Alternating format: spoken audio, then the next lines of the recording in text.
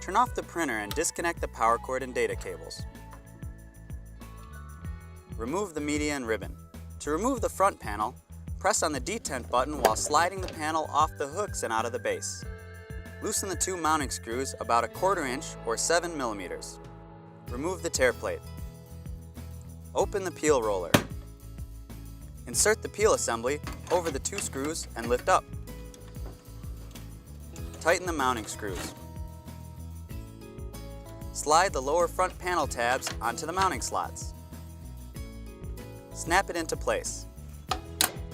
Reinstall the media and ribbon. Open the peel assembly. Pull the media labels out about 12 inches or 300 millimeters. Peel the labels off the liner. Feed the liner into the peel assembly.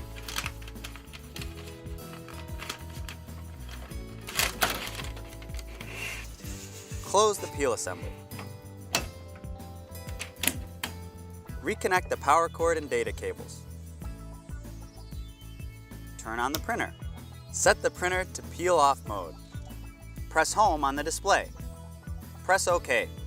Press the right arrow 6 times to go to print mode. Press the down arrow once to go to peel mode. Press home twice. Press feed